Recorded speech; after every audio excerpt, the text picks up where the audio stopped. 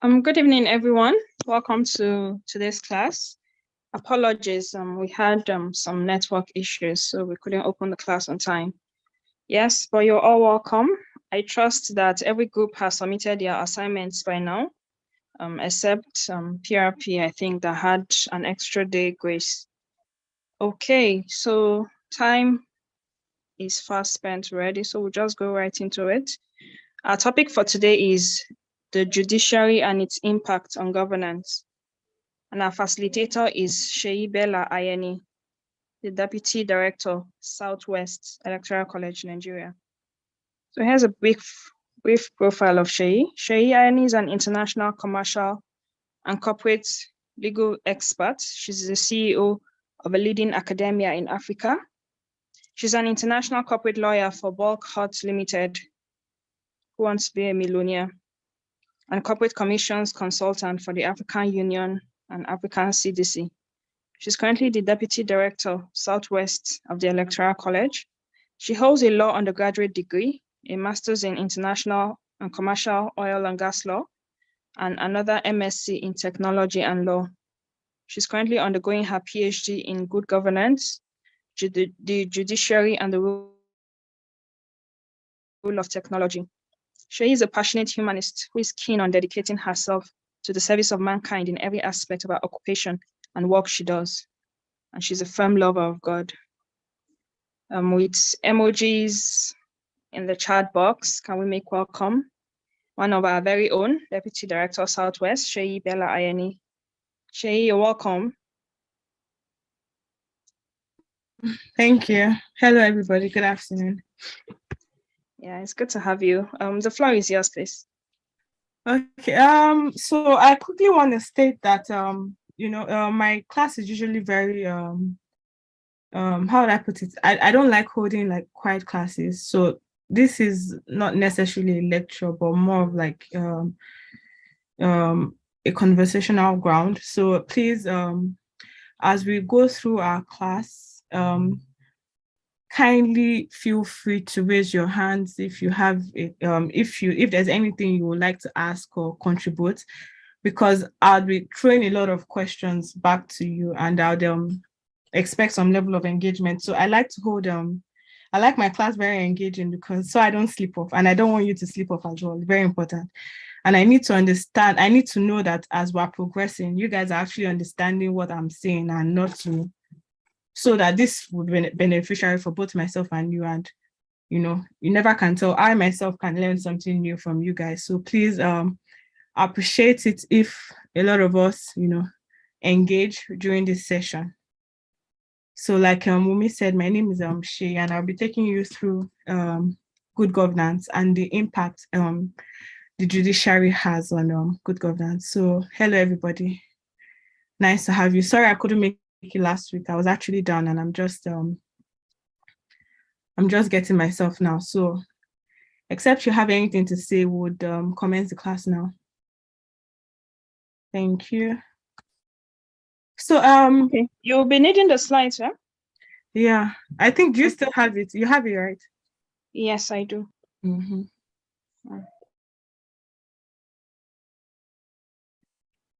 So we would actually take a sort of like a different approach from the slide. So in case you notice, in case I start to digress from the slide, just know that it is intentional. So this slide, you can have it and read it in your own spare time. The most important thing is for you to understand most of the concepts. So the slide is for you to take on board. I'm going to be going beyond the slide.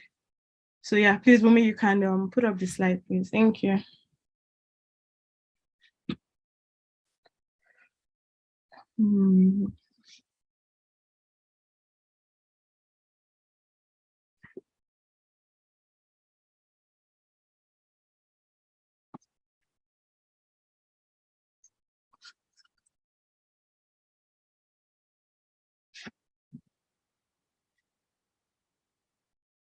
So are you done?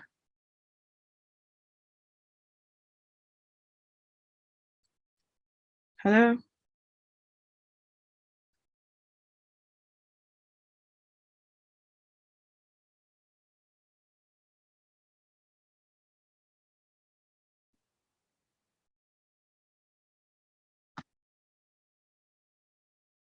Okay, can you see my screen? I was sharing already.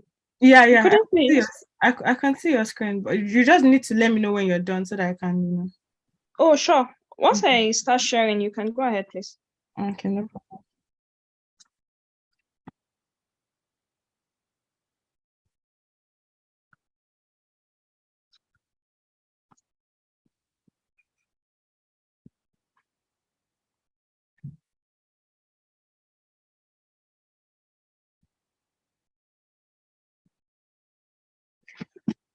Okay, so class, I was wondering if does anybody here know a thing or two about the judiciary, please? Like what you think the judiciary mean, the scope you think that they cover. Does anybody have any ideas?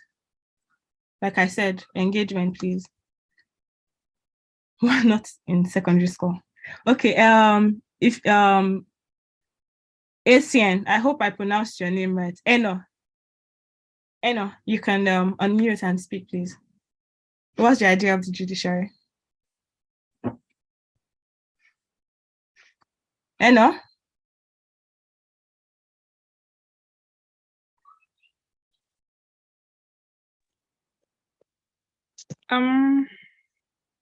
Okay, Hi, Lucas. Lucas, are you there? Please give me a minute. Okay. Lucas, please, are you there?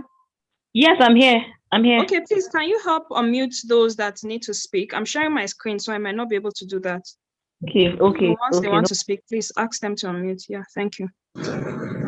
All right. Hello, good evening. Good evening, Anna. What do you think? Good evening. Okay. The judiciary is, to me, from my experience, from my point of learning, is the third arm of government. Mm-hmm. They are responsible for the interpretation of the law. Mm-hmm. You know, when the legislature they will make the law, and the executive implements the law. When there's any clash of legal ideology, let me use that word, legal interpretation, the judiciary comes in to interpret the law and brings and makes puts everybody on the same footing. I think I'll just stop there. Thank you. Ruth, any addition? There's no need for repetitions. If you have any additions, then please. Ruth, any additions? Yeah. Hi everyone. Hi, so my addition would just be the fact that the judiciary is there to uphold the rule of law. Simply, that's all. Beautiful. Thank you. That's actually beautiful because that's our focus point today. So thank you, Anna, and thank you, Ruth. Like both of you are correct. So it makes my job easier. So basically, as Anna has said, the judiciary is the third arm of government that holds every other arm of government accountable. So the beautiful thing is that the judiciary, they just don't sit as the third arm of government. Their role is not just to interpret the law. They also have extended rules, which is most crucial to any government and any civilization at all, which is holding the other two arms of government accountable. So your judiciary is not just there for you to go to whenever you have a dispute amongst your fellow citizens or amongst a company, but it's actually also there to hold your other arms of government accountable for any misgivings or any misdoings. So they hold the executive accountable. They also hold the legislators accountable. And according to Ruth, do you understand? They embody the rule of law. As you know, I'm sure everybody knows what the rule of law is. In summary, nobody's above the law. Yeah. So basically, they hold the principle of rule of law and ensure that everybody and every organization, every arm of government, every citizen is being treated fairly and is operating under the rule of law.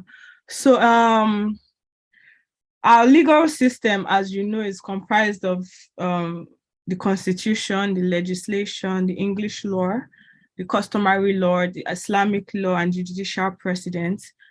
And we are formed up of, so we have the customary or the area of the Sharia court. We also have the magistrate or the district court. We have the High Court, the Federal High Court, the High Court of the SCT, and the High Court of State. We have the National Industrial Court, which is not the National Industrial Court. They don't preside over the normal day-to-day civil or criminal cases. They are more of it's more of an industrial court. We have the Sharia Court of Appeal. We have the Customary Court of Appeal, and we have the Court of Appeal. And lastly, I'm sure everybody knows, we have the Supreme Court of Nigeria. So basically, the major role of the judiciary is a system without, a system without legislative organs is conceivable, but a civilized state without a judicial organ is hard to conceive. So the role of the judiciary in Nigeria cannot be overemphasized. Firstly, the judiciary is constituted the ultimate interpreter of the Constitution. So we have the Constitution. What the judiciary does is that it interprets that Constitution, as Eno said earlier, and it is assigned to delegate tasks of determining what is the extent and the scope of power conferred on each branch of government. As Ruth said, rule of law, what the limits on the exercise of such power under constitutions are, and the determination of the question of whether any action of any branch transgresses such limits. In short, the judiciary is the guardian of the Constitution and the democratic process. The judiciary ensures that every exercise of power by other organs of government is in accordance and in compliance with the requirement of the rule of law. And really, this is where our class actually starts. The rule of law and the role the judiciary can take in promoting good governance. So I don't know if anybody knows a thing or two about governance, good governance at all. Does anybody know anything about governance, how it works, the systems or basic pure definitions? Because our class is about to start now, actually. Like, this is the heart of it. Does anybody know anything about governance, about good governance? How do you think it should work, operate, or, basic concepts? Anybody? Elia, if I pronounce that right again, please, please, you can also correct me with the pronunciation of your name as well, so it would help. Yeah. Okay. Yeah. From the little we've learned, I think governance is the way and manner power is exercised in the management of a country, either human or material or economic needs. That's little understanding.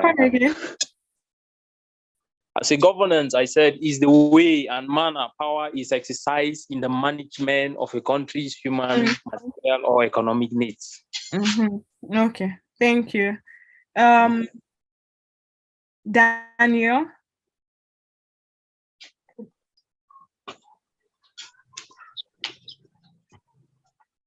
Could you unmute Daniel so he could contribute? Oh, yeah. Can you hear me, ma'am? Yeah, I can hear you now. Okay, so good governance is actually talking about a system of governance where there's transparency, there's accountability in the both sides. We're talking about when we look at governance, they talk about the government and the citizens, where social contract is being met. The government responds to the needs of the citizens in a state of accountability, transparency, and then the citizens actually respond to the need of the government by doing what they're supposed to do. Thank you very much. Thank you very much. Thank you very, very much. That was actually beautiful. So basically, good governance is, hold on. Can everybody still see the slide? Let me make sure. Umi, please, could you take the slide to, I think, slide 9, 10? So basically, of all the ills that kill a poor man, good governance, bad governance is the worst of it all. Simply put, governance is the relationship between the governors and the governed. By governors, I don't necessarily mean state governors. anybody who governs over a civilization, over a society is called a governor. And the governed is the individual man, you and I. So this relationship is further explained as a social setting where the governors strive to meet the needs of the people. So in summary, from this short explanation, what the explanation is trying to say is that governors are actually there to serve us and not the other way around. They are put in place. It's like having a few representatives. It's like being in a room. Do you understand? You have like 100 people in a room. You guys are of the same ethnicity, you know, the same geographical zone and everything, and you have problems. Obviously, for decorum, you will need to choose 1 or 2 representatives, yeah, to voice out what your concerns are, what your issues are, or what you want or what you don't want. And so it means that that person is an intermediary. It means that that person serves you. The person is more or less like representing you, that, okay, oh, this is what my community is saying, or this is what is affecting my community. Or that is the role of any governor. So basically they represent you, they stand on your behalf, they are your eyes, they are your ears, and they serve your needs. So basically good governance implies the presence of rule of law, as he just mentioned. It safeguards human rights and the existence of honest and efficient government, accountability, transparency, and predictability and openness. So in short, in order for there to be good governance, 5 things has to be present. You have to have rule of law. You have to have control of corruption. You have to have accountability and transparency. You have to have political stability. You have to have effectiveness and efficiency. And you have to have regulatory control. I'll explain how those connect to good governance right now. And I'll explain also the role of judiciary in holding all of these 5 points. So basically, rule of law, as we already said, rule of law is basically, you know, nobody is above the law. I'm sure most of us did government in class. So it refers to a principle of governance in which all persons, institutions, entities, public and private, including the state itself, are accountable to laws that are publicly promulgated, equally enforced and independently adjudicated, and which are consistent and international human rights norms and standards. It requires as well as measures to ensure adherence to the principle of supremacy of law, equality before the law, accountability to the law, fairness in the application of the law, separation of power, participation in decision-making, legal certainty, avoidance of arbitrariness, and legal transparency. So basically, it's like we're saying, okay, a society has to have the rule of law. In a situation where a certain set of people or arm of government or an organization or company is not opposing the rule of law, what steps do you think are available for the public to take? We're saying that in order for there to be good governance, in order for any country or any institution, any country or any society to have good governance, for you to say, for a country to stand up and say that, okay, in our country, we're being governed right, everything is working well, there has to be rule of law. That's like the number 1 condition. That's like the number 1 element of good governance. So in the situation where this rule of law is not being adhered to, when there's a problem with rule of law, when some people are acting like they're above the law, who or what do you think is able to hold them accountable? Anthony, you can go ahead and speak. The judiciary. Thank you, brilliant. So that just single-handedly tells us that in any society, yeah, the judiciary as an arm of government is key. So, you know, I know a lot of us, we always complain, for example, that, oh, Nigeria is this, Nigeria is that, you know, this is not working right, this is not working left, you know. We hold our president accountable, we hold the governors accountable, we hold whoever we can hold accountable, forgetting that there are actually systems and structures to these things. Like there's a system, do you understand? A country is not just born, boom. There are systems and structures in place for a country to gain its independence or to gain self-determination, they have to prove that all of this is in place. So it means that at some point in time, Nigeria proved to have rule of law in place. We proved that we have the control over corruption. We proved that we are able to hold accountable, we are able to hold our leaders accountable, political stability. And for us to prove this, we have to have laws that shows that this is in place. And when you have laws that shows that this is in place, it means there are systems and structures backing that law. The problem is, do we even know that these systems are in place? Do we even know what our rights are? Do we even know what the rule of law is to say we even want to hold anybody accountable? That's the first question. As Anthony said, the judiciary is there to hold any arm of government or any individual accountable to the rule of law. So in a situation where a rule of law is missing, or like an arm of government, do you understand, is ruling above the law, you can actually go back to the court. You know, the judiciary has the right. In fact, they are the gatekeepers of the rule of law. It means they can hold the executors, you know, accountable. If you see a policeman behaving anyhow, do you understand, he's behaving above the law. There was one day I was driving in Nigeria, and you know, all these what are they called? All those vehicles that follow, all those police vans, that all those orderlies and everything. He just came out of that Lekki Epe Express bridge and came out on the wrong way. And I was shouting like, "Are you okay?" The guy stuck his head out of the window and shouted, "Ah, me above the law." Do you understand? He shouted, "Ah, me that I'm above the law." In any saying, if it happens anywhere, do you understand? But at that point, he can be held responsible for his remarks and his actions. Why? Because nobody's above the law. Whether you're in uniform, whether you have a certain plate license, or whether you're serving somebody. Once there's a law that states this, nobody, absolutely nobody, is above it. So it means that the judiciary has the heavy responsibility of making sure that everybody within a system, everybody within a civilization, everybody in a certain society is upholding the rule of law. So the next is control of corruption. This place we're going to sit down here for quite a bit. So I'm sure everybody has a lot to say about corruption. So we'll just entertain probably like 2 to 3 speakers. Does anybody have any idea or know what corruption is and how it affects civilization or a state?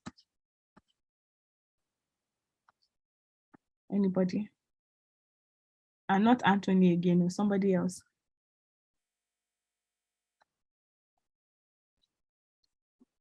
Anybody? 5, 4,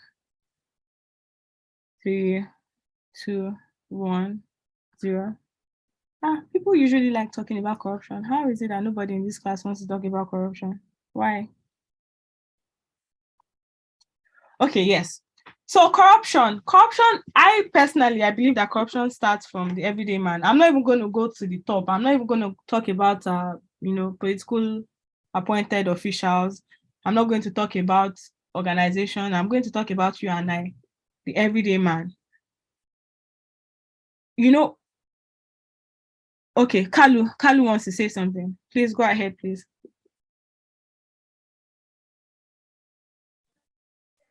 Good evening, ma. Hello, good evening, Kalu.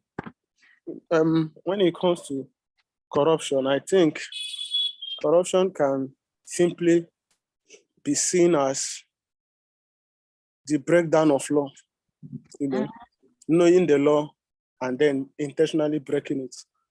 Now, corruption can be seen in many forms.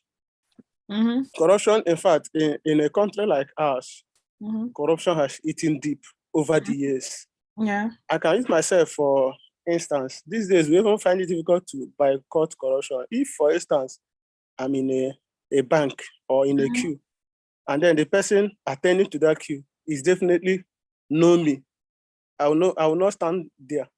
I will walk directly to him or meet him at home ahead of time.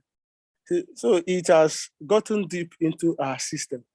I was discussing with a friend earlier. They were like, I don't know how true it was, that at a particular time in history of Ghana, they have to eliminate some corrupt people and all of that. I told them, if we are to do that, that means all of us will have to be eliminated for a fresh, generation.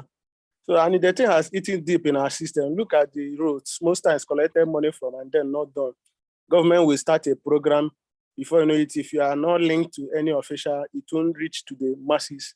At times, a program will be meant for poor people. You see the wealthy and the rich taking it. And at the end of the day, the poor people will not see the dividends of democracy. So it actually affects democracy. And I think it's one of the reasons why our economy is crashing day by day. Thank you. Thank you very much. I like that you started with the everyday man. Very, yeah. I think I have Sharon here. You've not said anything, so let me quickly take your contribution. Thank you very much. So I like that the previous speaker mentioned it has eaten deep into our system. Mm-hmm. I think one of our biggest issues in Nigeria is that the systems themselves enable corruption. So I've been reading a book about, what is the problem? Is it the people? Is it the system? And then it just feels like it's a bad cycle.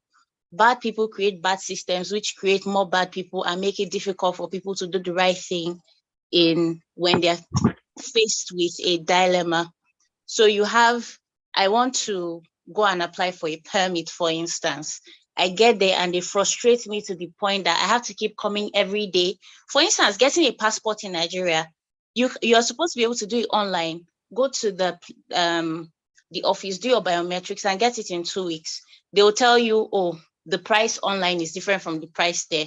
If you want to follow the due process, it will take you months to get it, while somebody else is offering you pay a little above the price and then you get it at a shorter time. So I think it has become systemic, and that now makes people more likely to be corrupt. Because you take a Nigerian, they go outside the country, they behave themselves 100%.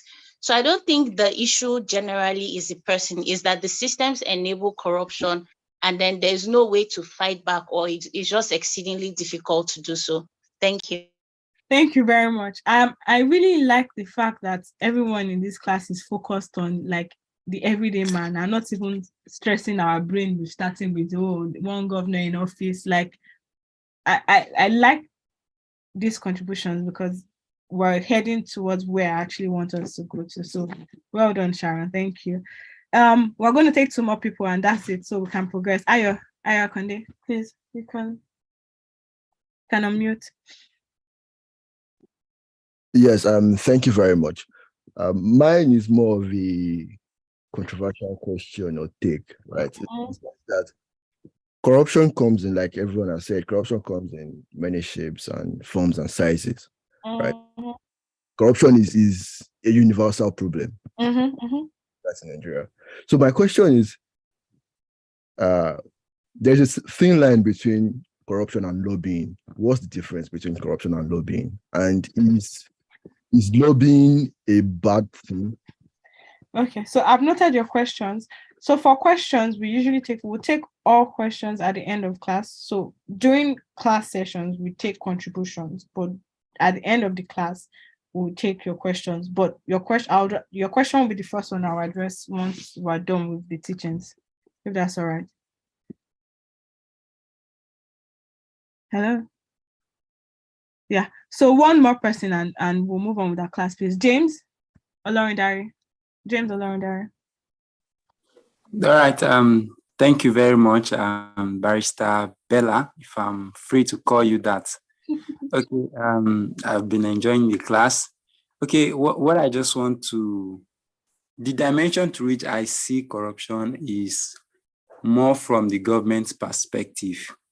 Now, we are quick to address corruption from family, from everyone, every individual or the man on the road is corrupt. But if you look at it very deeply, if you look at it conceptually, you would find it difficult that you would find difficult to accept that, because if you go back to families, parents, the most families train their children to live up right, I mean morally, you will not see children go home and steal their father's food. When the father keeps food, you will not hear anything like that. You would hardly hear families addressing cases with children stealing parent money and the likes. But when people get to the bigger society, you start seeing them stealing. You start seeing people in offices trying to take up things and the likes. And most times when you speak to politicians that are into mainstream politics, when you speak to them on the kind of pressure, demands society place on them. I mean, this one is calling you for work. If you don't bring money, you are a bad person. Then they will tell you they are fighting for their, in quotes, their tribesman to occupy an office. And the reason why is because if their tribeman occupies that office, you'll be able to provide job for them. What am I trying to say? So what you're talking about is a completely different, is a term called nepotism. Oh, yes, I understand what I'm going somewhere. Okay, what I just want to bring out is government inefficiency has promoted many gaps. Job, you can't get capital if you need capital on very easy. You can't walk into a bank and get loan. You know, many inefficiencies in the system. And because of that inefficiency, everybody is trying to do something to ensure he bypass the normal protocol to get what he feels he deserves. So I think from my own perspective, though, if our government gets it right, we are able to come on with addressing the case of unemployment, solve economic problems. I think, though not absolutely, we might not be able to reduce corruption to zero, but we'll have corruption to the barest minimum. That's my own view, though. Thank you. Thank you, James. You know why the reason why I like teaching good governance and the role of the judiciary is because it's more of common sense. It allows, basically stimulates your brain to think for yourself, and within yourself, you know the right steps to do, you know what to do. It's just more like pushing you to do it. I like the fact that you spoke about efficiency and effectiveness, because that's actually our last point. We're going there. So I like the direction everybody is taking in this class. Basically, we're going to where I want us to go to. So well done on that. As everybody has rightly said, corruption starts from us. It starts from us. So the reason why a politician would go to a seat of government so the next thing we're talking about is accountability and transparency. They are very related. So I'm going to talk about corruption and accountability side by side. So I don't know if any of you live in Lagos. I'm sure a few of you would live in Lagos, you know. Some of us, you know, we demand a certain level of expectation from our government. We demand some things, we demand some rights, which is duly owed to us. But, you know, you get in traffic on a Lagos road and zoom past the red line. Do you understand? Obviously, we know that red says stop. Do you understand? We know that when you get to a red light, you're supposed to stop and wait your turn for it to get green for you to pass. But we pass anyways. Maybe sometimes because we're in a hurry or whatever reason you may have, it doesn't make it right, but we pass. Is there a law in Nigeria that we have traffic laws in Nigeria, right? There's a law that says, you know, upon a red light, except in like a life or death situations, or except for ambulances or emergency vehicles, you have to stop. The law is there, it's written there, but we do not stop. We do not always stop. Why do you think we don't stop? I'm using traffic light now is because why I'm using traffic light as an example is because it's something all of us can relate to. One way or the other. So a huge percentage of us must have beaten traffic lights before. Why do you pass the traffic light without stopping most of the time? I don't know if, James, are you raising your hand to answer this particular question? If you are, please make it very short. Just like a short answer. Why do you zoom past a red light whenever you do, James? because I know if I do that, there's nobody that is going to arrest me, and if anybody arrests me, I can settle them. Thank you. Ruth, do you have any other answer to that question? Honestly, that's the simple answer, because we know we can break the rule of law and nothing can happen. That's the truth. So the reason why, I'm sure some of you might be thinking, what kind of class is this? I'm not using big grammar. I'm not using big terms. I'm not, saying quoting constitution. I like my class like this, engage. I like to engage. I like my class relatable, because then tomorrow you will sleep and remember. You're not going to remember if I tell you section 20, something of this section, blah, blah, blah, case, this, case, that, said this, that. You're not going to remember that. But you're going to remember that, you're going to remember this. You're going to remember these analogies. And so it is important that everybody actually listens, because we're going somewhere. I'm just using these basic examples to teach so that, so that you understand better, and you're actually, so you also build interest. As Ruth and James said, the reason why a lot of us, we beat the traffic lights when it says red, we zoom, is because we know that the consequence is little to nothing. We know that 90% of the time we won't get caught. And we know that even if and when we get caught, all we have to do is bribe. Do you understand? You must have beaten traffic light like 100 times, and maybe out of that 100 times, you only caught like 10 times. Do you understand? If you rationalize it, it pays you more to beat the traffic light than to wait, right? Does it mean that there's no laws that says you should not beat the traffic light? No, there are laws that are there. But the issue is accountability. Are you being held accountable to the laws that are already there? Are you guys getting me? We're going somewhere. So Nigeria, we have, people say, Nigeria is a lawless country, Nigeria is this, Nigeria is that. No. Laws is an instrument, is a non-living instrument. And for a law to be efficient for you and I, we need to breathe life into it. We need to respect that law. Do you understand? We need to be held accountable for our actions, because if not, it's just going to be fanciful words written on a piece of paper. So Nigeria as a country is not lawless. Nigerians are just lawless. Why? Because our accountability structure is not as remarkable as we would want it to be. And we'll go to why accountability is not as remarkable as we want it to be. I think someone already mentioned that effectiveness and efficiency, we're getting there. So basically, now we've spoken about traffic light, that's common traffic light too.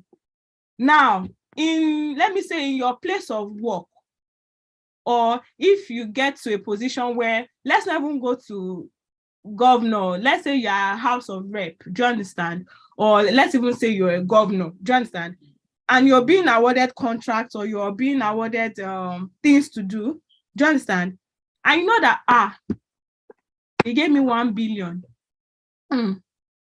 If I keep 500 million, or even if I keep 250 million, let me say out of the goodness of my heart, I have conscience, and they gave me 1 billion. I'll put 500 million into the project they want me to put in and do it, so that they won't say at least I didn't start something, even if I didn't finish it. I'll pocket the remaining one. Do you understand? What do you think would give me the mind to do that? It's because I've been doing it for a very long time. I started beating traffic lights when I was not supposed to beat traffic lights. And even after I beat it, I still didn't repent. I went ahead and bribed the policeman to leave me. And then I gained confidence that, with money, connection, anything can happen in Nigeria. Do you understand? I have that mindset, and I continue like that. I go to school, I shank my way through duties and responsibilities, and it just becomes unconsciously. Now, it doesn't make you a bad person. You see, this habit, it's called an habit, it's unconscious. Unconsciously, I start to go through life feeling and thinking that, I can just shortcut, wuru, wuru, wuru, wuru, wuru, wuru, wuru, wuru, whatever it is, I'll get there. Unconsciously, you build the habit. Do you understand? So when it now comes to stealing money, people who steal money, they don't just wake up and steal money. It's from small things. Do you understand? Now, you see money on the road. You know that if I take this money, let me say that, I've been poor all my life, I'm the only breadwinner of my family. If I take this money, do you understand? It's not like I'm going to go to jail. Before they even found out, it will take a while. And when they find out, I can bribe the person that found out. I can give them a court or a commission. Do you understand? There's no accountability. Nobody is going to hold me. Obviously, I'll continue to do it. And that's why corruption, as the earlier person who spoke, that's why it's eating so deep in our system, because there's no accountability. And why is there no accountability? Does anybody know why accountability is so poor in Nigeria? Not just Nigeria, in most African countries, actually. Does anybody know why accountability is a problem? Anybody? Ruth, are you still raising your hand? If you are, you could speak up.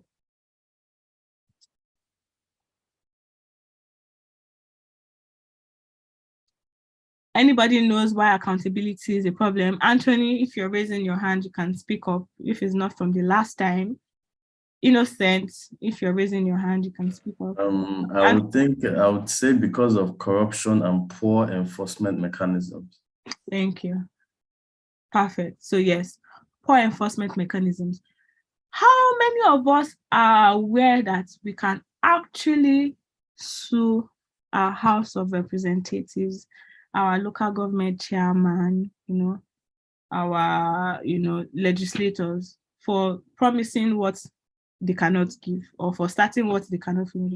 Do we know that? How many of us know that?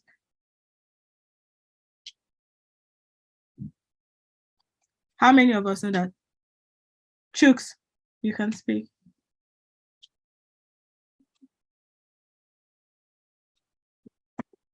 Chooks? Yes. So, yeah, I'm aware that we can actually sue these people. Okay. However, the challenge with suing these people, when I speak to people who are actually aware of this as well, they all come back with one thing: the fear of attacks, the fear of people attacking them, the fear of what will I say, reprisal attack. What will I use as that? So that is always the challenge, especially at the local government. I'll give an example.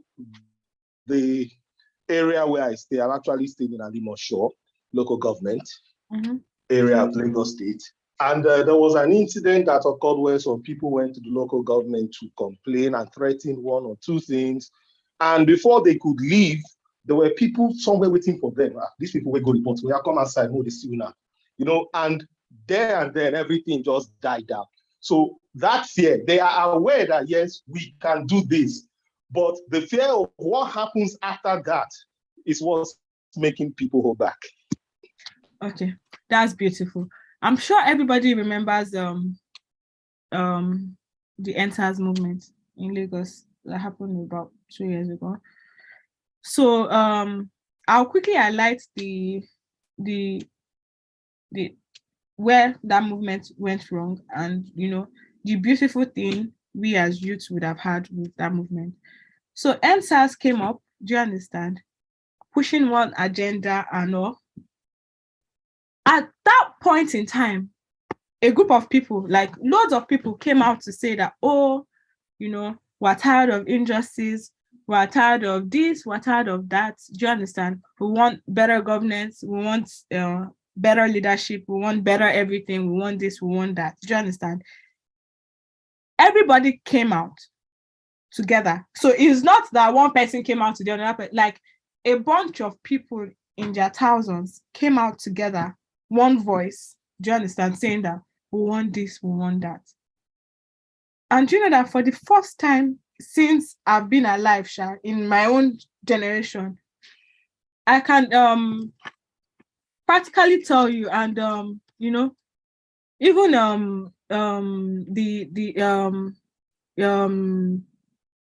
the electoral director still can tell you one thing for sure: the government were scared. They were concerned. They were worried. Why? Because finally, the average Nigerian man's eyes had opened. Do you understand? They were aware of their rights. They were aware that, they could be governed right. And for the first time in a very long time, do you understand? They all stood up all at once to push one agenda. And for the first time in a very long time, they were actually threatened. I have a lot of friends with politicians as parents. Trust me when I say a lot of politicians had booked flight tickets out of Nigeria. More than 40% of the representatives during NSAS left Nigeria. Why? Because they were genuinely scared and worried that, it was a case of, the hungry men are going to eat up the few elite and the few rich. What do you think killed that movement? I'm just going to highlight one thing in summary, and it is what kills almost everything in Nigeria: lack of structure. So we just came out to, riot, to fight. We want this, we want that. And that was it. We had no structure. We didn't, I don't know how to put it. We didn't have any plan. We didn't have any structure. I should have expected that during and after NSAS, do you understand? The energy put into NSAS, do you understand, would form into like a formidable structure, do you understand? We have people standing up and, it's not just about going to the toll gate and saying we want this. It's actually calling the shots and making the moves, gathering these politicians that we feel has harmed not only us as individuals, but have harmed our nations, do you understand? Taking them to court, doing the right thing, creating structures for the next election with the kind of momentum and force that we got during the NSAS. Do you think that it is possible for the 1% of politicians to, harm the majority of Nigerians, or how will I put it, or distort a judicial process at the force at which we were going, like the way we were moving and the force at which we were moving? If we didn't just stop at sitting in our house, complaining, mourning, getting behind Twitter and just complaining, do you understand? If you notice, we actually started to make a difference, There were clear differences, but it dropped. Do you understand? Like then they actually stopped SARS. They were going to review the payment of the policemen. They were going to do this. They were going to do that. They promised so many things.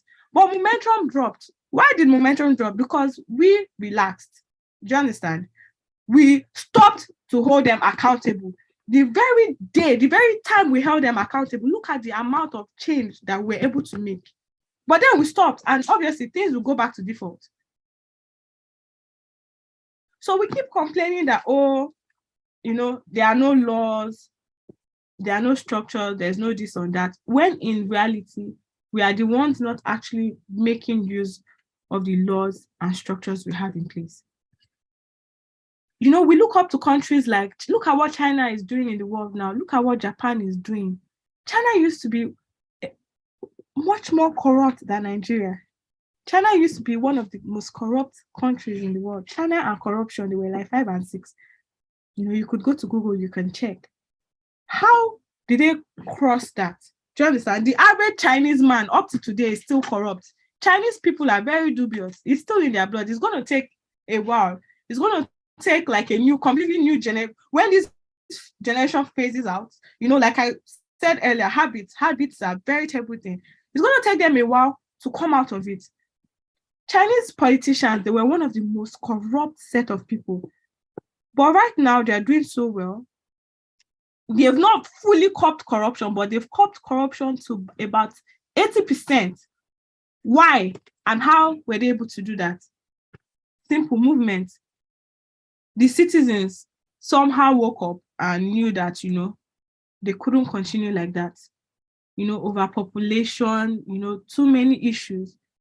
And collectively, they decided to hold their government accountable.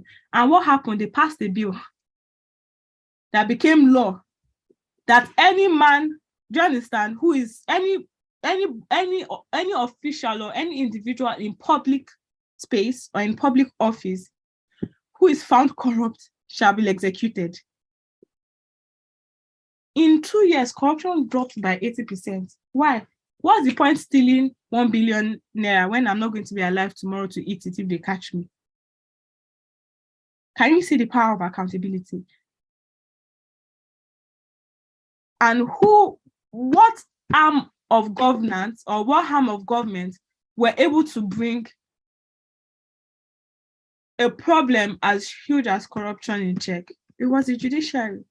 And the judiciary didn't just wake up to say we're going to fight corruption. No, the people woke up to say we're going to fight corruption. The people in their masses and in their population went to the judiciary. The judiciary is also filled with corrupt people. But you see, that's the beauty about numbers, and that's the beauty about structure.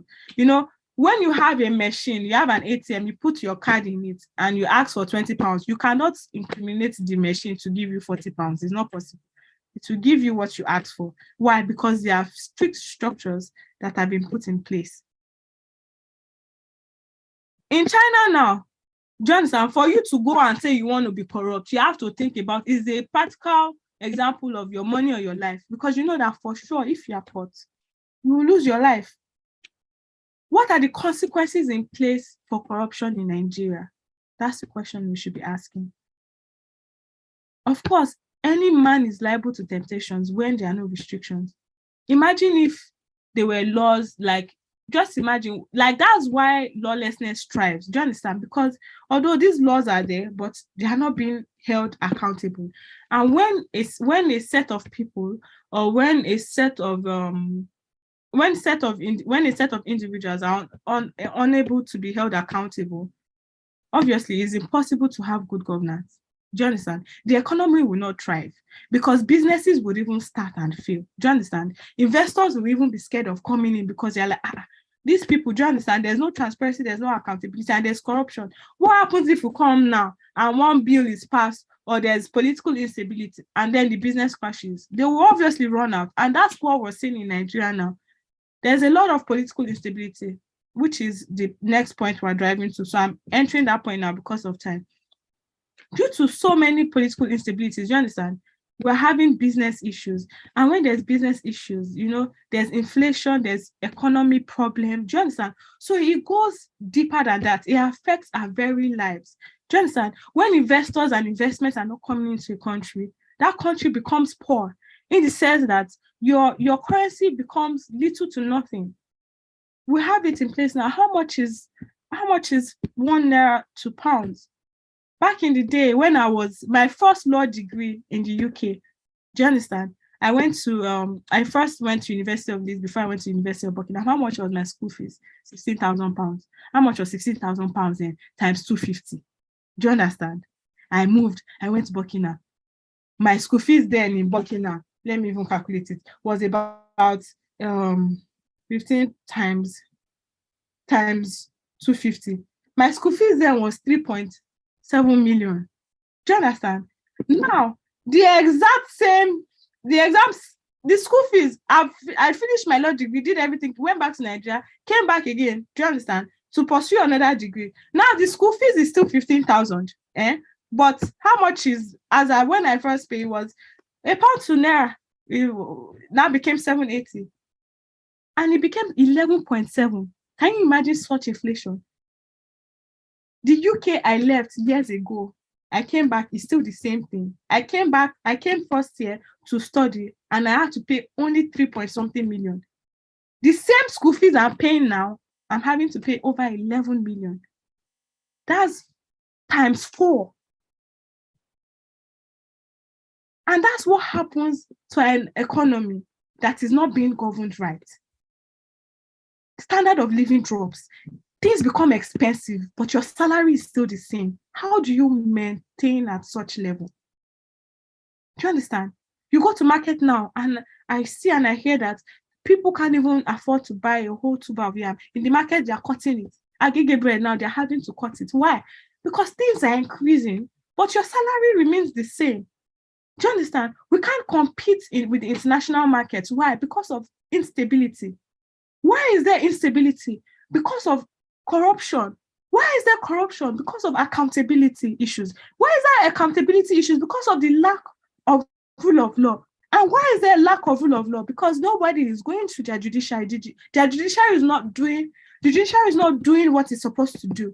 And why is the judiciary not doing what it's supposed to do? Because you and I, we are not holding the judiciary accountable. Can you see there are levels to these things? So it starts with one small problem, which creates another problem, which then creates another problem, which then creates a bigger problem, which then creates a mighty problem. Goes down to our currency. The reason why our currency is shit now is because we lack good governance. And why do we lack good governance? Because our judiciary is just there for decoration. And why is it there for decoration? Because me and you have not woken up yet to, march to his door front and demand for justice and actually demand for rule of law.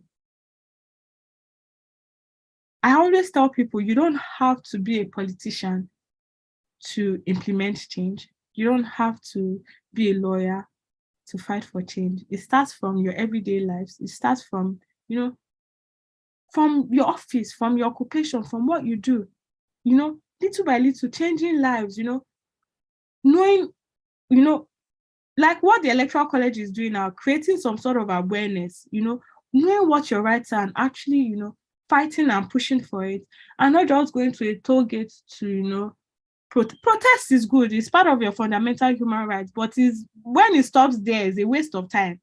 Look at the amount of people that died at the toll gates, if people actually died. Look at the time vested.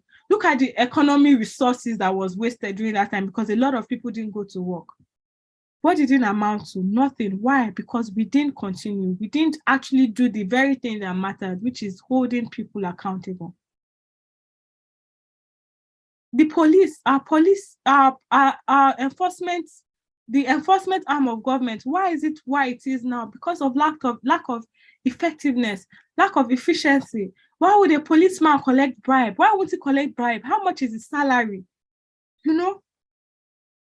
How much is his salary? We expect too much to whom little is given. Our problem goes beyond the everyday policing. It goes beyond, corruption. It goes beyond all of that. It is actually recognizing and knowing that these laws are there and finding a way to break the barrier and actually holding on to our structures and making our governors, to commit to all of that. You're asking a policeman that probably earns 40,000 naira a month, of which, at the end of that month, half of it would go into transportation to his place of work, not to collect bribe of 100,000 because he should be a better person. Somebody that his child is probably about to be sent from school or that is not eating properly. So you see that the Nigerian problem starts, it's not as easy as we make it seem. It's not 1 plus 1. It's not always 1 plus 1 equals 2. Is being able to hold ourselves as well as our leaders accountable. Do you understand? Understanding that the judiciary is there for us, It's not about sitting at home and just complaining and, whining. No. It goes way beyond that. Way beyond that. The true administration of justice is in the firmest pillar of good government.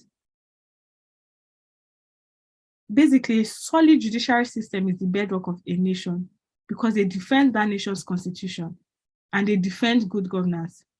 Basically, it's the fundamental backbone of a country's legal framework. Because why? Because they're in charge of interpreting the law. They're in charge of holding you accountable. They guard human existence. It's the foundation of good governance. So without the judiciary, it's like living living in an uncivilized environment. Even uncivilized environments somehow they find a way to have structures.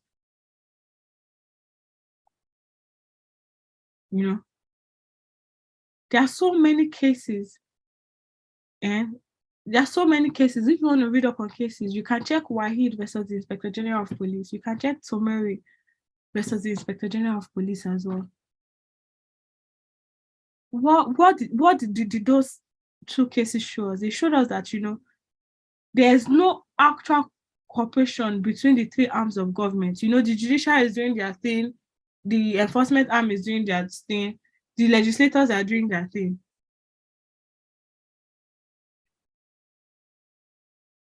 So basically, the judicial system is an essential segment of political approach to governance. In the case of Nigeria, for example, we always talk about police brutality, how they act cruelly and inhumanely, and the police are usually more associated with corruption than they are with protection. Even the court I'm even talking about, access to justice proves very challenging. Delivery of judicial services is very weak, and there's lawlessness, there's weak legal institutions, having negative economic impacts, there's lack of social progress. And all of this all moves towards crippling good governance. The concept of good governance and rule of law with the judiciary system, they are very related. Basically, without a fair and effective judicial based on the rule of law, you can hardly imagine good governance. Can hardly imagine good governance.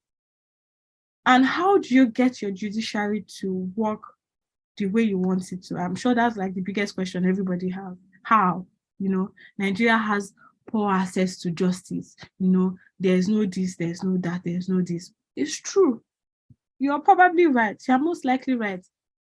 But at least the first step is to get rid of the idea or get rid of the notion that we don't have laws, or that we are lawless, or that there are no structures in place, because they actually are.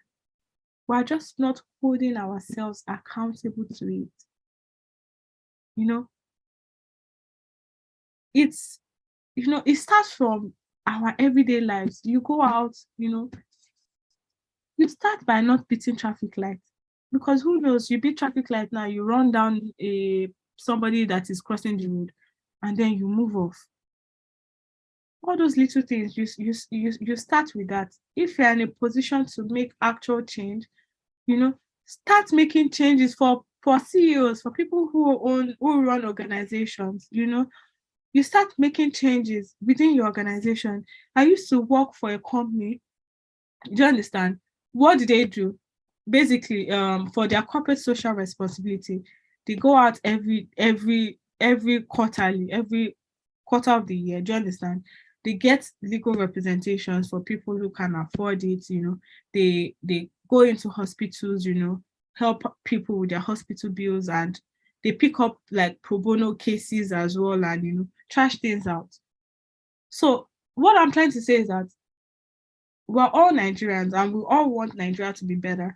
And even if I sit down here for as long as I want to, talking to you about the judiciary, talking to you about good governance, these are all textbook stuff. It's something you can read up. The main question and the main problem is that how do we actually effect these changes? How do we know these things, but why is it not working for us? It's simple. All of us need to stand up, wake up, realize that we want better, and fight for better. To our advantage now, we won't have the power of social media. In as much as a lot of people, including myself as a mother, we have reservations about social media because obviously it's turning into something else these days. But then the beautiful thing about social media is that it creates unprecedented awareness. There are so many cases that has been brought to the media, and because of shame, do you understand? These people, they resolve it quickly. So what tools do we have at our hands, to make life easier and to make things work for us? What I'm trying to do is that collectively, we need to start thinking collectively now, and we need to start thinking in one accord. For example, now, you don't even have to start with the presidency. In your area, you have a problem in your area. You don't have to be tweeting, oh, the Nigerian president is this, oh, the governor is this. It's simple. Can't carry your local government chairman. All of you, pack yourself. In a community, for example, you guys will be in 100, even if it's 50 people or 100 people. Identify what your problem is. Do you understand? Create a structure around your problem. By create a structure, once one man identifies that this is my problem, obviously it will be a problem for every other person. For example, now in your community, the road is bad. Do you understand? It means you're not the only one having to sit in traffic. You're not the only one experiencing bad road. A lot of other people are most likely experiencing bad road as well. Do you understand? Gather 50 to 100 people. Don't sit down and tweet or wait for a messiah. Be your messiah. Stand up. You can also be a leader. Stand up. Gather 50.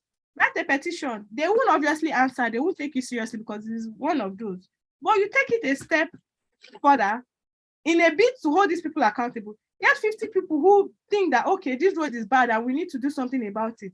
Get those 50 people, get extra 2 people. Before you know, you have 200 people. March to your local government office. Don't drag your governor.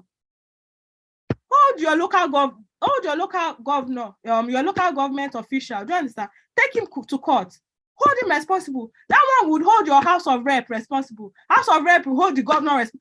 And like that, you actually start to make a difference. You make, we're thinking too far by always calling president. No, your local government chairman is your representative, the guy you voted for. And this is why, those grassroots politics is as important, if not even important, more important, because these are the people who represent you. Your House of Rep, do you understand? They are more accessible than the governor. Do you understand? You see your local government chairman more than you see the governor of the state. Why? Because it's like writing common entrance in primary 3. It doesn't mean you're not smart. It just means you're not ready. Writing common entrance, it will, except you're a genius. If you go and write WAEC in JS2, you have to be a genius to pass WAEC in JS2. It doesn't mean that in your JS2 you're not smart. It just means that you're not ready for it. You've jumped horses, you've jumped JS3, you've jumped SS1, you've jumped SS2, you've jumped SS3. And that is what most of us were doing. We are jumping the gun. We are jumping the gun. Do you understand? And that is how you hold these people accountable. You identify a problem. I'm not asking you to stand up alone and go and fight for the cause, because they will just waste you, and that's the truth. Do you understand? They will not give you something in your pocket to shut up, or they will put you aside, or worse, they will waste you. But you see, when 100 to 200 or 300 people are speaking the same language, like, how many people do they want to waste? Even if they bribe 2 to 3 people to shut up, at least the rest of you can continue your movement, right? What I'm saying is that that's how you start to hold the government accountable. Because it's not like they don't know the laws, they know it. They're just waiting for you to hold them accountable to it. And that's how movements start. That's how I'm not asking you to break the law. I'm just asking you to be aware of your rights. Do you understand? Know what is owed to you. Know what you deserve.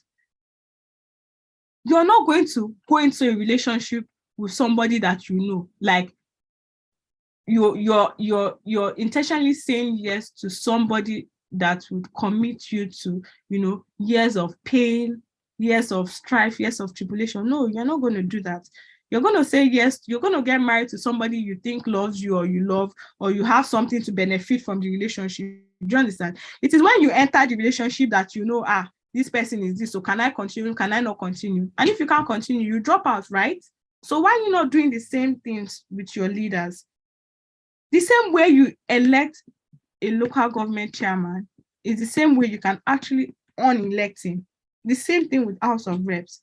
By the time they see that, in Onibongbo local government in Ikeja, those people, they've impeached their local governor like 4 times. So the 5th person that will go there, do you think they will go there to do rubbish? When they know that the people they are serving are woke, they know that if they try rubbish, impeachment straight.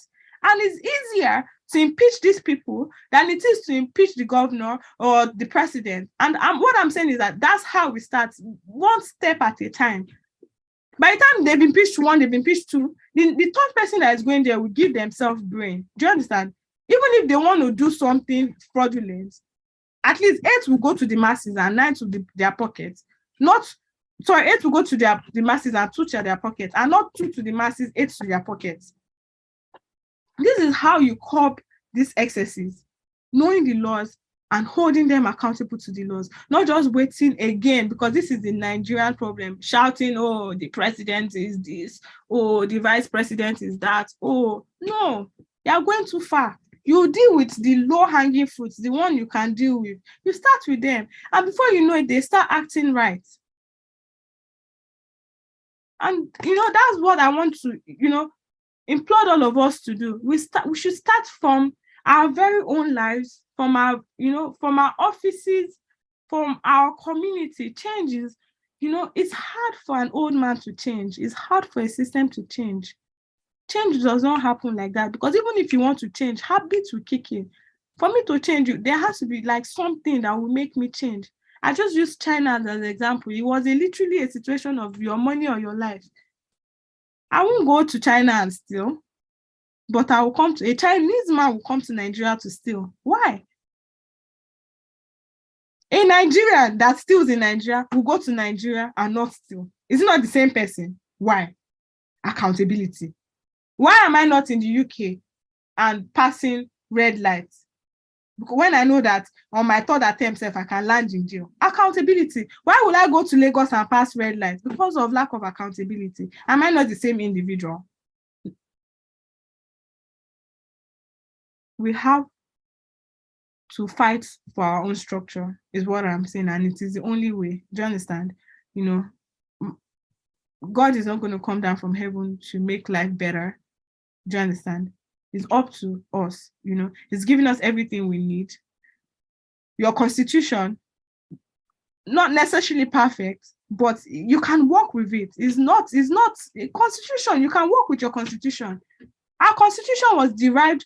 We look at the England and we're like, we want to Japan, we want to go to UK, we want to stay in the UK. Our laws were borrowed from the UK.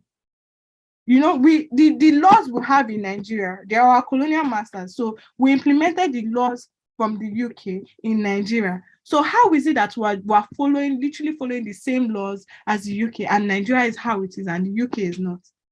That's not to say that UK they don't have their own issues. But why is there such a huge difference? Accountability again, The judiciary, nobody is scared of the judiciary. They take you to court in the UK. You would even beg to settle out of court and behave yourself immediately. So, the judicial system is basically an essential segment of political approach to governance. There's no better test of excellence of government rather than the independence of the judiciary and the fight with the day-to-day, everyday man, basically, in summary. So if you have any further contributions, if you have questions, now will be a good time to ask. I can see that there are so many hands raised already. So I'm ready. Okay. Yeah. Okay, sorry, before you go ahead. Okay, you have a conclusion. You're finished. Thank you very much, Shay, for, of course, always a brilliant lecture. Only how far? Thank you for sitting. Good evening. Okay. So the only problem is you don't answer WhatsApp messages, so I'll say it publicly. And you use Doni Bongo. I'm not there when they start harassing me. Anyway, thank you very much for today's class. It was brilliant as usual. I first wanted to drop an announcement. I should have done this earlier. I skipped this. So I'd like to announce that congratulate everyone for sending in their political party assignments. PDP submitted theirs at 5:02, which is infringement to the deadline. PRP was given 1 day more, so PRP would submit on Monday by 5 p.m. Proceeding forward, on Wednesday night, which would be 8 o'clock, all party chairmen are to defend. They will be given 5 minutes to get those who already have not joined parties, who are part of this cohort, to of course get people to join their parties. So everybody, there will be a class Wednesday 8 o'clock, and it will be for party chairmen to defend. To just promote their parties, sell your parties. That's what the sell your party in the assignment was. So everybody will do that on Wednesday night by 8 p.m. I look forward to a very interesting class. I want it to be highly competitive. I've seen the assignments. I think it was very brilliant by everybody, but that day we would have the final closure so I could mark the entire assessment. And then, sorry, Shay, for interrupting your class.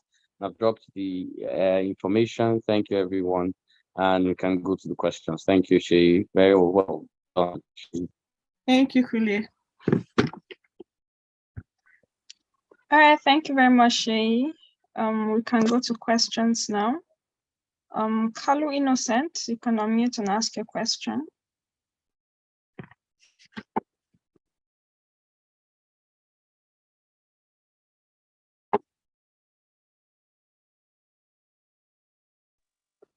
Kalu, are you there?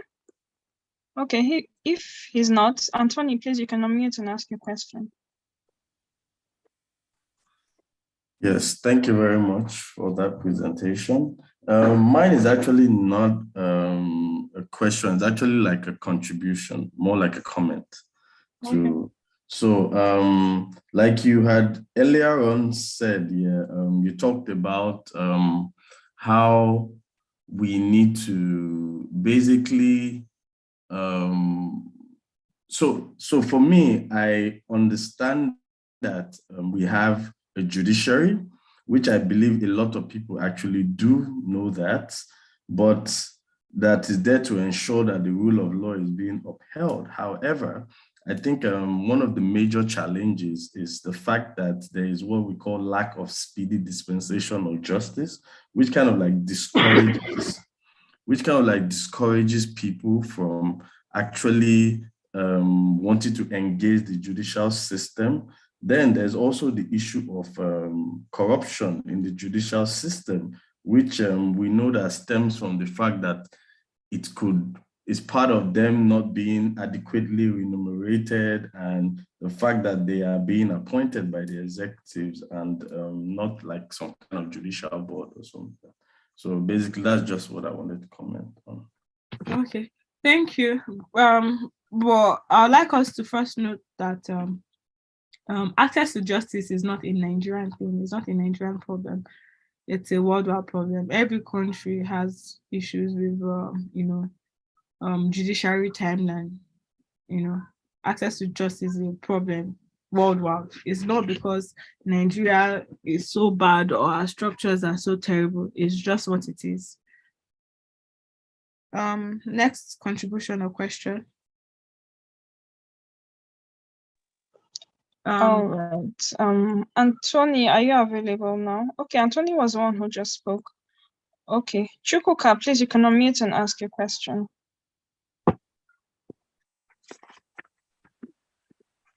Yeah, good evening. Hi. An interesting class. I just wanted to also make a comment. Anthony actually highlighted the first one I wanted to talk about, which is the speedy dispensation of justice in Nigeria. But the second one, it's quite amazing, especially when it comes to an election, when we're in the electioneering period, where two competent courts of jurisdiction at the same level are giving out the same judgment. And I'm not saying the same judgment, different judgments on the same matter. Let's say two people are fighting for a position in the PDP, two factions. One runs to Kano, gets a judgment declaring Mr. A as the authentic candidate. Another person runs to Rivers State, gets a judgment at the same level, and is saying that Mr. B is the candidate, and it keeps going. How can that be addressed in our judicial system? That's my question. So, if I get you right, you're asking how. Sorry, come again. I'm not sure I quite understand the question. Hello? Hello? Chooks? Hello, are you still there, Chooks? Hello? Chukwuka? He has Okay, dropped you down. can just the chat box. Rekia, you have a question.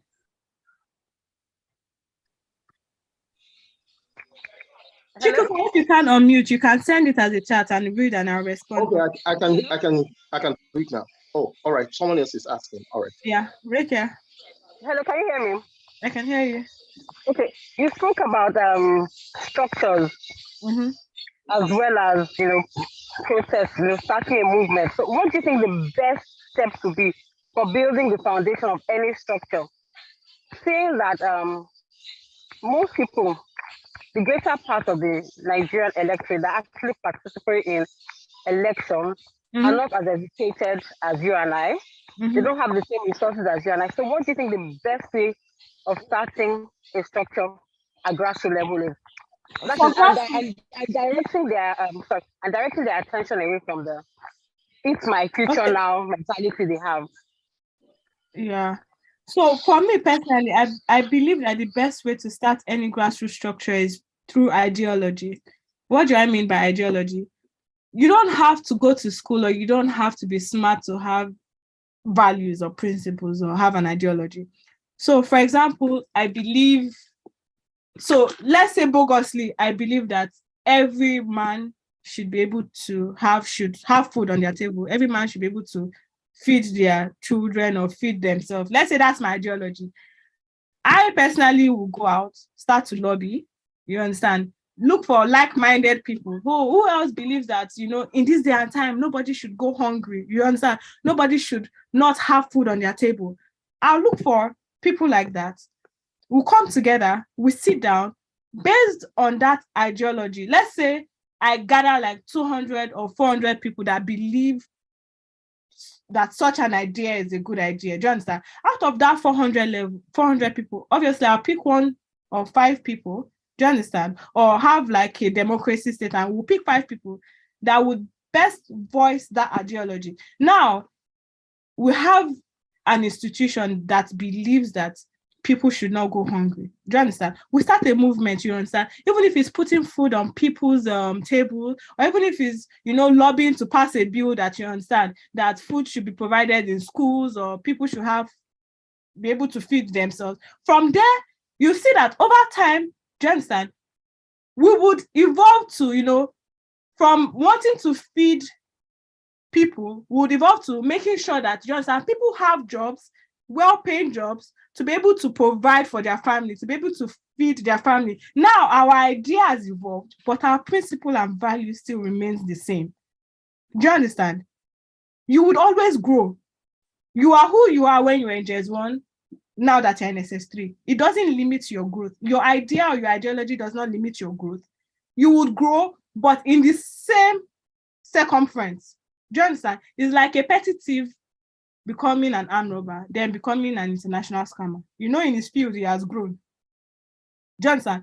As a group of people would have that similar idea. So next time I propose another idea to you, because we already agree that nobody should go hungry, it is likely that we agree that everybody should have good paying jobs. Do you understand? Same principles, same values. So you get people who, are like-minded, and there's nothing stopping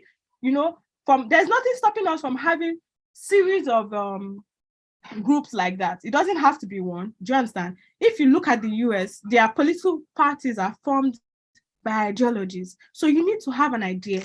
By idea, I mean you need to have a principle. You need to be led by a certain value. That way you attract people to join in, and then you move forward. So it's not just Bobo, everybody come to my party, we want better Nigeria. No, better Nigeria how? In what way? So these are questions you need to ask yourself. My way of bettering Nigeria might be different from your way of bettering Nigeria. It doesn't make me right, it doesn't make you wrong, but different policies. Do you understand? So you need to identify like-minded people, and then to avoid contradiction, so that when you get to the top, you don't start arguing within yourself. Oh no, this is what I want. Very important. So that is how you progress. That is how you build structure. Is that okay? Did I answer your question? Rakia, by the way, is our vice local government chairman, Onibongbon. So thank you for sitting in our class. We appreciate you. I think Ayo Akonde asked, she's a very good friend of mine. I'm sure that's why she came to this class to comment. Ayo Akonde earlier asked a question. He asked, how do we differentiate How do we differentiate? Yeah, lobbying and corruption. I think someone was asking also in the chat box. And by the way, is Sheyi Wumi? I think the person is mixing up the names. Kelechi. Okay, thank you. So it asked, how do we differentiate between corruption and lobbying? So basically, corruption, we all know what corruption is. Corruption is actively promising somebody something in order to influence their decision or action. Lobbying, lobbying, you're trying to sway their decision. You're trying to, you're trying to make them go with you, but we're not exchanging anything. I'm not saying, I promise you, if you give me this, I would 100% give you $1,000. So bribery is, okay, give me a position, I'll give you $1,000. With lobbying is, please, I need this position. This is what I want to do with this position. With this position, I want to achieve this, I want to achieve that. And if it is in line, again, with what I just earlier said, if it is in line with your values, if it is in line with your principles, I will tell you that, okay, because when I get into position, I want 50,000 people to go to school. Do you understand?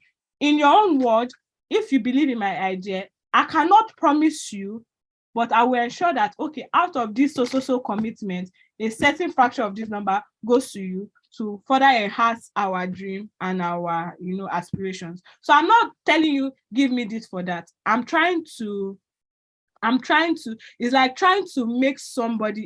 to sell something to somebody.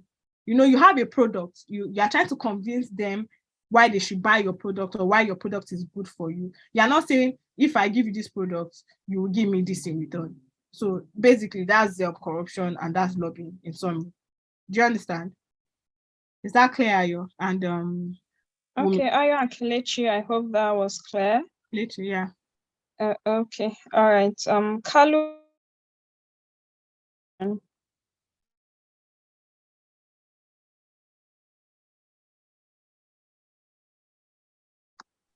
Kalu, are you there? Okay. Ibrahim Mohammed, please, you can go ahead and ask your question. Yeah, good evening, and thank you for the presentation. My question goes like this. Please, I would like you to clarify what is the nexus between the legislature and the judiciary, in the sense that when the legislature passes a bill that becomes an act based on how the judiciary should go about proceeding, how to carry out their cases, and the judiciary doesn't follow with that particular act that has been passed, how do we solve that particular type of situation? That's a direct conflict to the Constitution. When a legislator passes a bill, when they make the law, the judiciary would obviously enforce it, except whatever they pass is in direct contradiction or is in breach of the Constitution. Okay. So do you have an instance where is being otherwise?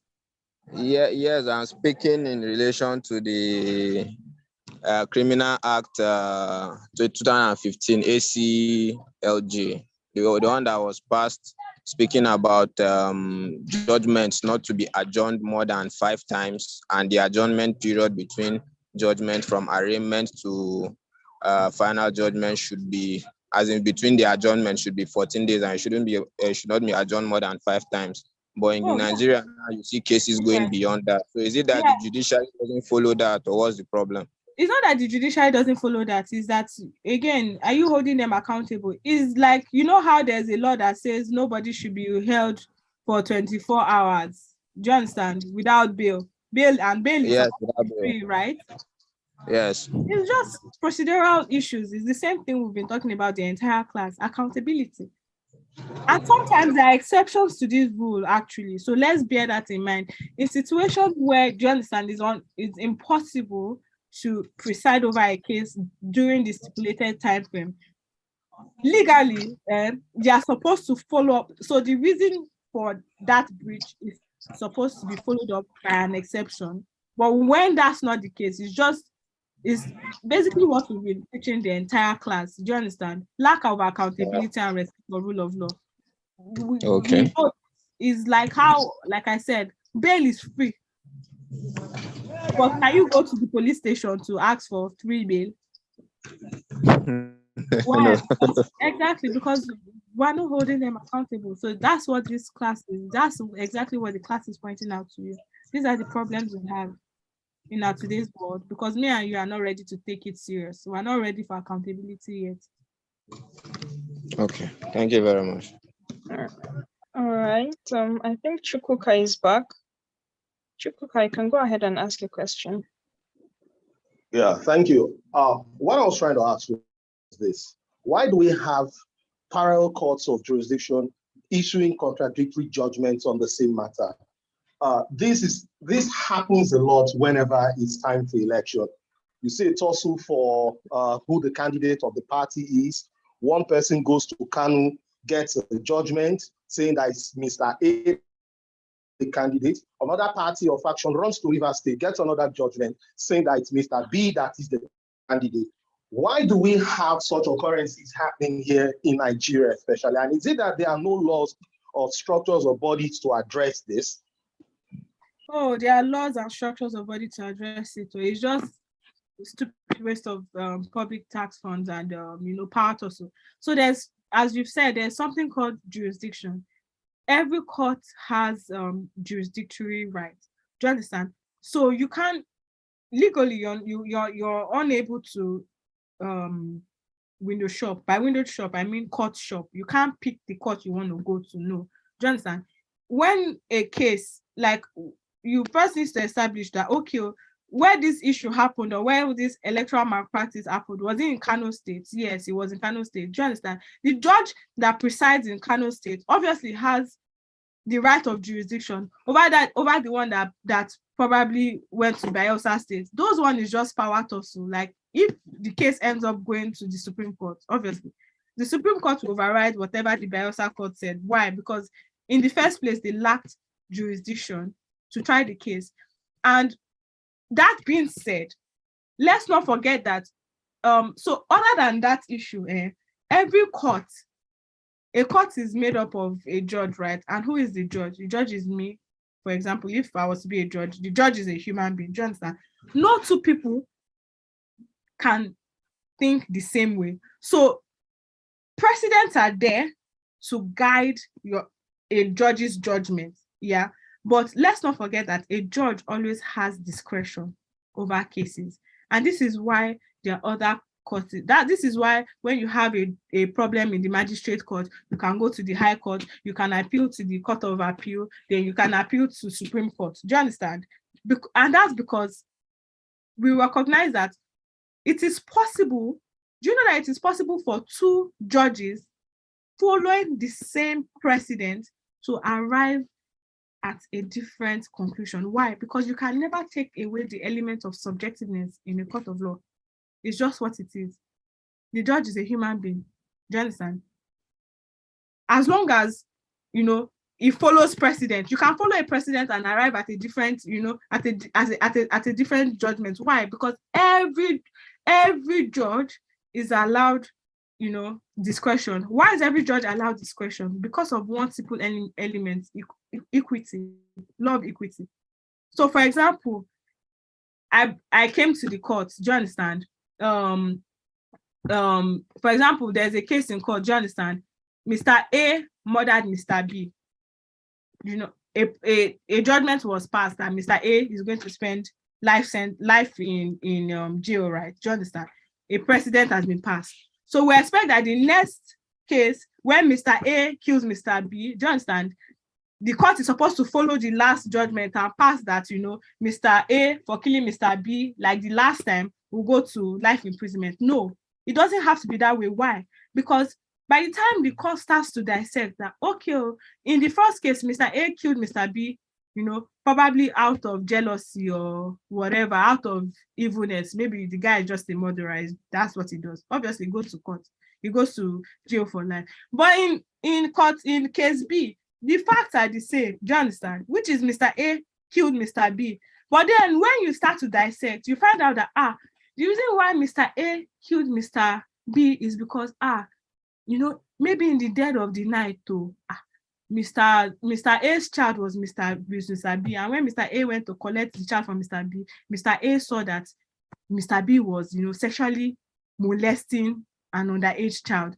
And in the spur of the moment and in the spur of anger, Mr. A carries an instrument and hits Mr. B. Even if his intention is to kill Mr. B, do you understand? He eventually dies. Do you understand?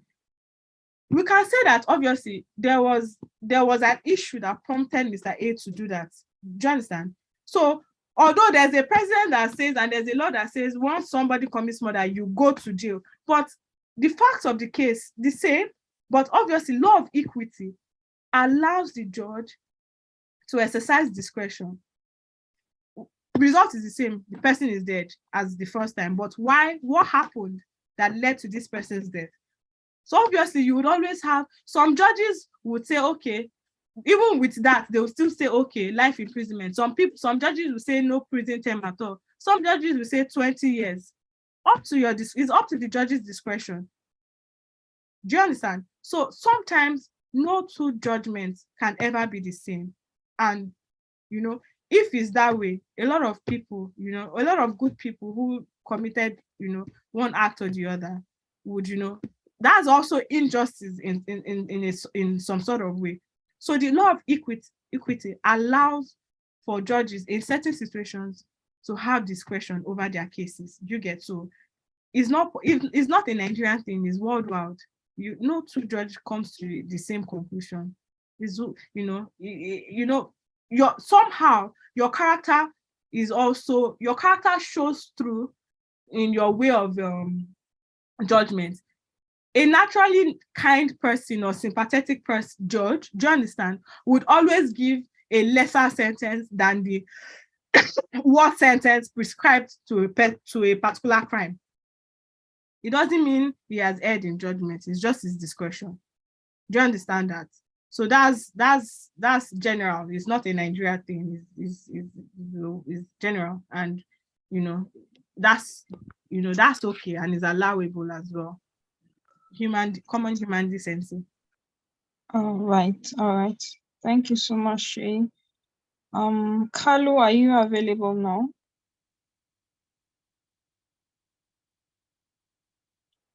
Kalu Innocent, are you there? Okay, I guess Kalu is not there. His hand seems to be the only hand raised. I think we're done with questions. Do we have any more questions? Okay, I think we're very clear. The lecture was very simple and easy to follow. Thank you for making it very interactive. I'm trying to stick, like all the examples you gave were so relatable.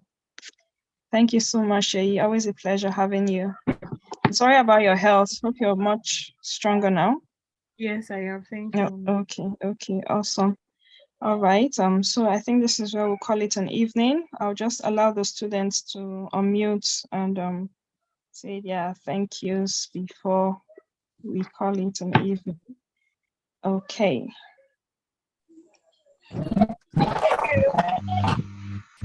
Thank you so much. Thank you. The class was quite interactive. Thank you. Thank you for having me. Thank you. Thank you, Mama. Thank you. Thank you. Thank you very much.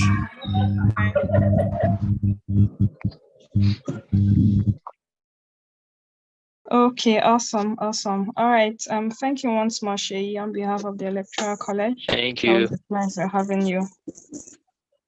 So this is where we'll call it an evening. Have a lovely week ahead, everyone.